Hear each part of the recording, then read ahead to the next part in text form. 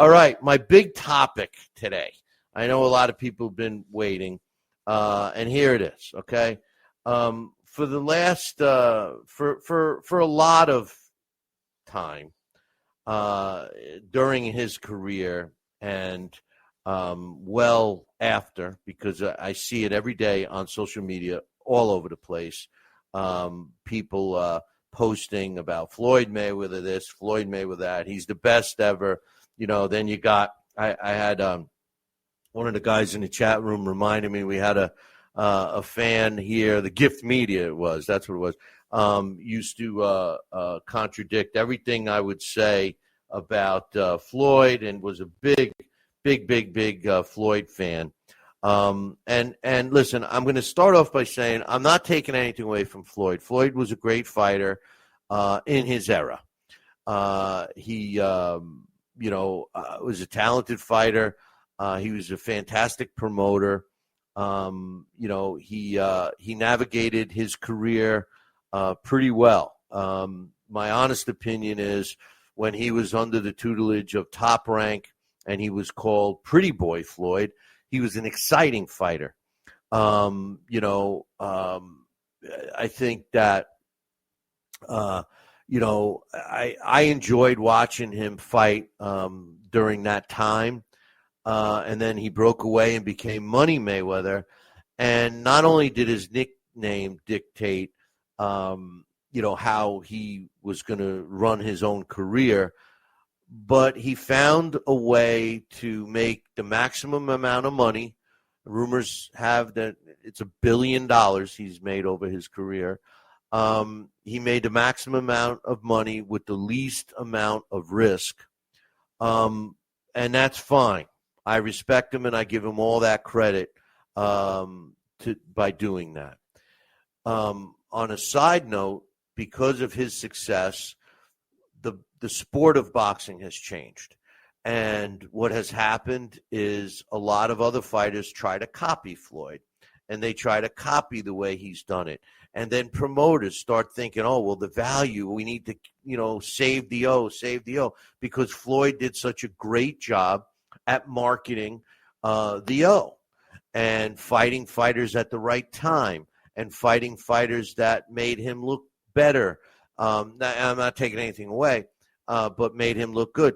The truth of the matter is, I personally feel that Floyd Mayweather never showed us. We never got to see the best Floyd Mayweather because he never challenged himself similar to what Terrence Crawford just did. In my opinion, the best ever, the greatest of all time was Sugar Ray Robinson, not Floyd Mayweather. And this is, why I'm going to give you the reasons why I feel that way. First of all, Floyd Mayweather Jr. Finished his career with 50 wins, no losses, no draws, 27 knockouts. He made his career and his fame was based on that 50-0 record. He was not the only fighter to reach 50-0. He was the only fighter to retire at 50-0. The 50-0 record, the 49-0 that you beat, was only instrumental and made any, had any clout in the heavyweight division, and that was Rocky Marciano. People were trying to beat that, and Floyd somehow weaseled in and, got all this fame. So let's look at some of the stats that people always throw in my face when they tell me that Floyd Mayweather was the best ever. First of all, they talk about the 50-0 record, okay? Well, Sugar Ray Robinson, his record was 174 wins. He did have 19 losses. He had 6 draws, and he had 2 no contests. Of his 174 wins, 109 of his wins came by knockout. He had more than twice as many knockouts than Floyd had victories. People tell me that Floyd had a fantastic amateur career. He did. He had an amateur career of 43 wins, 6 losses. 5 of his 43 wins came by knockout. Sugar Ray Robinson, he had a pretty decent amateur record as well. 57 wins, 3 losses, and a draw, with 25 of his wins, he's an amateur, coming by way of knockout. So when you look at the two fighters, their total professional fights and their amateur fights, Sugar Ray Robinson had 262 professional and amateur fights, winning 231 of them with knockouts with 134, a total of 22 losses, 7 draws, and 2 no contests. Floyd Mayweather's total pro and amateur career, 99 fights, 93 wins, 6 losses, 32 coming by knockout. So, in my opinion, the records speak for themselves. And if there are people out there that are naming, saying that Ray Robinson had 19 losses, I've heard people say, well, he had double-digit losses. It means nothing when you look at the total number of fights and you look at the total number of opponents, which we're going to get to now. Hall of Famers. Let's look at how many Hall of Famers did each one of these fighters beat. Now let's keep in mind that Floyd Mayweather, there could be fighters on his resume right now that will eventually get into the Hall of Fame. But right now, as it sits, Floyd Mayweather Jr. fought and defeated 8 boxers who are now in the International Boxing Hall of Fame. They include Manny Pacquiao, Juan Manuel Marquez, Miguel Cotto, Shane Mosley, Oscar De La Hoya, Canelo Alvarez. Canelo Alvarez isn't in there yet, but Diego Corrales and Ricky Hatton. Those he's got 8 wins against Hall of Famers. Sugar Ray Robinson, he's fought 12 different, keep that in mind, different Hall of Famers during his career against guys like Henry Armstrong, Jake LaMotta, Kid Gavilan, Carmen Basilio, Gene Fulmer, et cetera, et cetera. Although Floyd Mayweather fought 8 Hall of Famers, he had a record of 8-0 against those Hall of Famers. Sugar Ray Robinson, of his Hall of Famers that he fought, 21 wins, 7 losses, a draw, and a no contest. I think it's pretty obvious when you look at the Hall of Fame victories that Sugar Ray Robinson gets the nod there, in my opinion, unless, again, you're looking at the which, let's look at how many world champions each of them beat, because everybody tells me that Floyd Mayweather, the reason why he's the best is because he's beaten so many different world champions. It's true. Floyd Mayweather beat 22 world champions during his career. Sugar Ray Robinson beat 18 world champions during his career. But a lot of those guys were Hall of Famers. Like we mentioned, those names, plus add Sammy Angot, Fritzy Zivic, Randy Turpin, Rocky Graziano, Bobo Olson, Carmen Basilio, and Gene Fulmer. And the other main thing about when you start using world champions is that during Floyd Mayweather's era, there were 4 belts. So there were more champions and less fighters. When Sugar Ray Robinson fought, there was only 1 belt for each division. And by the way, there was only 8 divisions.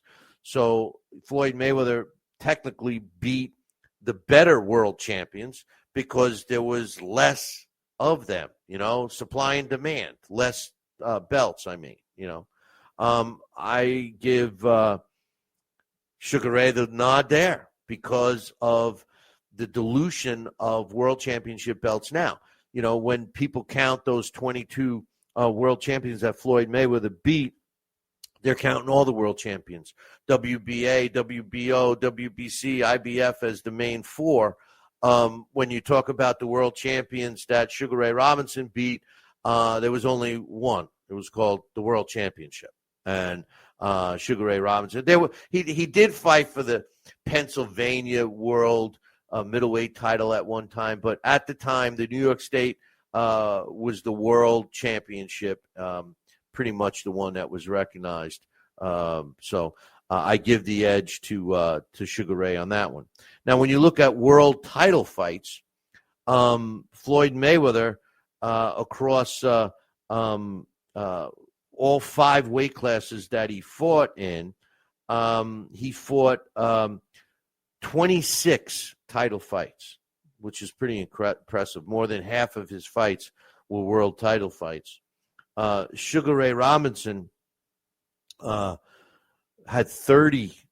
First of all, he fought 42 world championship fights. 30 of those were wins. He did have some losses and a draw, but he won a total of 6 world championship titles. That's not defending, so these numbers also count as a defending title, right? But 6 world championships through the welterweight and middleweight divisions. I again, I give credit for Floyd for jumping up all those weight classes, but the truth of the matter is that there were only 8 weight classes when Sugar Ray Robinson. So again, I lean towards Sugar Ray on this. I mean, I'm sure people are going to have. And Johnny Utah's in the chat room saying Baldomir didn't feel like a world champion win. You know why? Because he was the least challenging title holder when Floyd picked him. That's always been an argument of mine, but that's for another day. Undisputed world titles or the world title, okay? Because the undisputed world title only came about after the multiple sanctioning bodies. So now we have an undisputed when somebody holds all 4. Back in Sugar Ray Robinson's day, there was only the world title. Floyd Mayweather never won an undisputed world title. Never. He never unified all of the world championships in one or any division during his 50-0 career. Sugar Ray Robinson, all of his titles were for the world title. He held the welterweight world title from 1946 to 1951 and held the middleweight championship 5 different times between 51 and 60. Now, this stat, and again, I mean, that's a layup. There's no way that you can say that Mayweather is above Ray Robinson on that. To me, this is the one stat that stands out the most to me. And I think that you can make an argument, every other statistic that I said, okay? But this statistic stands out above all the rest. And I'm sure there's going to be the so-called boxing experts on social media that are going to disagree with me on this. But I feel that when you fight an opponent more than once, when there's a title on the line, it means a lot. And anybody that's ever boxed knows that when you fight somebody and then you fight him again, and then if you should fight him a third time, you start to get his tendencies. You start to get to know that fighter a little bit better. When you only fight one fighter once and then you go back and you review the tape or you replay the fight in your head, you say, I could have did this. He was, he was open for an overhand right or I should have worked the body more or, there's always something that you would have, could have, should have done, right? Well, Floyd Mayweather has only fought 2 times during his 50-fight professional career. He's only fought twice opponents more than once, and that was Jose Luis Castillo. He fought twice, and Marcos Medina. He fought twice. Medina, a lot of people thought won the first fight. So he's only fought the same guy twice.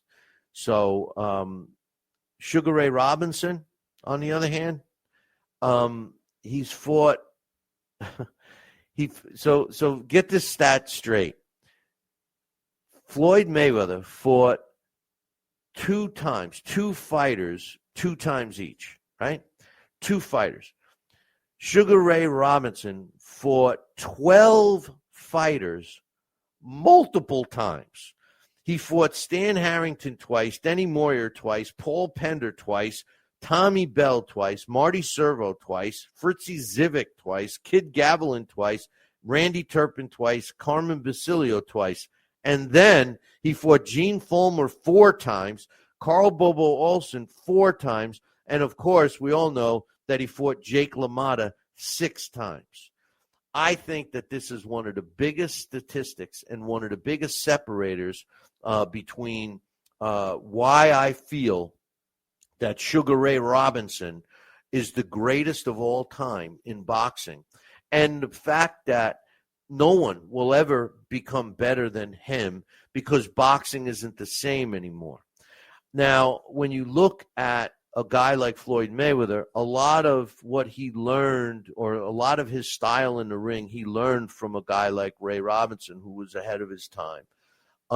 Now, when people say, oh, well, what do you have? I have all these lists, people mentioning, who's pound for pound number 1, who's the greatest of all time. And, a lot of people will say, oh, Floyd, and I just gave you the reasons why Sugar Ray Robinson is number 1, okay, in my opinion. And I think the statistics speak for themselves. Floyd Mayweather, I give him credit. He's always in shape, blah, blah, blah, okay? But as far as the sweet science, that's another sale that he did. He explains, he tries to justify his style of fighting as the definition of sweet science, which isn't the last fight, okay? The definition of a sweet. I'm looking at stuff in the chat room and I said the wrong thing. The definition of the sweet science isn't hit and be hit and not get hit, right? That's what Floyd says, hit and not get hit. But he left out the other part of the definition. The definition of the sweet science is hit and not be hit, but be in position to hit your opponent. To inflict damage on your opponent is the exact words. Like Vasily Lomachenko is most recently the best example of a fighter who displays the sweet science. He was literally standing right in front of his opponent, inflicting damage, and the opponent couldn't hit him. They're 2 feet away from each other and couldn't hit him. That's the sweet science, boys and girls. And another thing, Terrence Crawford, in my opinion, and he's still active, so I'm not going to, say where I put him in my all-time greats, but he will, I can guarantee you that he's going to finish above Floyd, because whether he wins, loses, or draw, again, from here on out, because of the challenging that he did. He challenged himself. I don't feel Floyd ever did. And where does Floyd sit on my all-time great list? No offense to anybody, but I got him at number 25. I'm sorry, but guys that are ahead of him, just to name a few, like I said, Sugar Ray, in no particular order, except for Sugar Ray Robinson, he's number 1, but Harry Greb, Jack Johnson, Sam Langford, Henry Armstrong, Ezra Charles I have ahead of him, Archie Moore, Roberto Duran, Marvin Hagler, Sugar Ray Leonard, Willie Pep, all are ahead of him, in my opinion. And I do not judge the losses. Coach is bringing up one of the, out of all of the losses that Ray Robinson had, 174 wins, 19 losses, 6 draws, 2 no contests. Of the 19 losses, he was stopped 1 time. And that fight was in the light heavyweight division against Joey Maxim. And he was stopped in the 13th round because he had heat stroke. It was a 15-round fight, and he couldn't continue. He wasn't knocked out. He couldn't continue. He stayed on his stool. How hot was it at Yankee Stadium that day? The referee had to be replaced because he passed out. One of the things I've always laughed at is Joey Maxim always said, "Hey, there wasn't they didn't have air conditioning, but he said there wasn't a fan blowing on me in my corner, But nonetheless, I look. I hope that people that are Floyd Mayweather, at least take what I'm saying with some substance and understand where people like myself come from when we're saying that guys like Sugar Ray Robinson, why he's the best ever, and not Floyd Mayweather. Speaking of Floyd Mayweather, there's a lot of rumors going around that he's going to come out of retirement. And rumor had it that he wanted to fight Crawford. Now, I can't believe that. I haven't heard anything official. So I'm not going to, say he's coming out of retirement. The last thing I heard, and it's not even official, was that he was going to fight Tyson in an exhibition, and now that was pushed off to 2026. I don't think that's ever going to happen. But, I could see Floyd and his ego, and because Terrence Crawford is getting the accolades, and maybe Floyd needs some money. I don't know. How do you piss away $1 billion? But I don't know. He does have some expensive habits. But the truth of the matter is if he wants to shut people up like me and shut other people up that put other fighters in front of him because of his ego, and he makes the mistake, and it will be a mistake, to come out of retirement and fight Terrence Crawford, his all will go, because Terrence Crawford will not only beat Floyd Mayweather, he will knock him out. And I think that the truth of the matter is that as good as Floyd was, and he was, let's call a spade, he was good. Defensively, he was very sound. He had hand speed. He wasn't known for any power, but, hand speed, points, movement, defense, great runner, and defense, but he also knew how to use the ring. Terrence Crawford can do all those things too. But the difference between Terrence Crawford and Floyd Mayweather is Terrence Crawford has a mean streak. Terrence Crawford will go in for the knockout. And if I would have loved to have seen these two fight in their primes.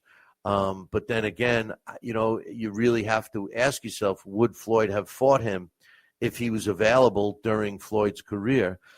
People always say to me, would Floyd have survived in any era? Well, the answer you have to say is, yeah, Floyd would have been a good fighter in any era. But then you have to say to yourself, if you go back to the Fab Four in the 80s, when you're looking at Roberto Duran, Sugar Ray Leonard, Marvin Hagler, and of course, Tommy Hearns, and if Floyd was in that mix, would he have fought? Would he have fought those guys? He would have had to, because boxing was different. They wouldn't have let him duck him, and he would not be undefeated. One of those guys, if not all of them, would have beat him. But anyway, hey, listen, I want to thank the guys from above my pay grade, Jeremy and Jimmy, for stopping by, and special thanks to Michael the Problem McKinson for stopping by. It was great chatting with him. I love the UK boxing scene, and as a matter of fact, we have another UK boxer on tap. We're going to get some bare knuckle boxers on this show. It's brutal. If you've never watched it, punch it up, check it out. And I want to thank everybody that's still supporting us after all these years. Don't forget, go to BillyCBoxing.com and make sure you follow us or subscribe. We're available wherever you get your podcasts. And we're also on, of course, YouTube, Facebook. Join our Facebook group, Talking Boxing with Billy C, or friend me. Send me a friend request. There's a couple accounts. One is mine, Bill Calogero. One's Billy Calogero. And one is Talking Boxing with Billy C. Friend them all. Join the group. And, of course, we're on Rumble. That it just seems that Rumble is still in its infancy or something, but hopefully we can get some followers there. And hey, I just want to thank everybody. And make sure you tune in next week. Same bat time, same bat channel. Until then, I'll leave you with this. Ciao, baby.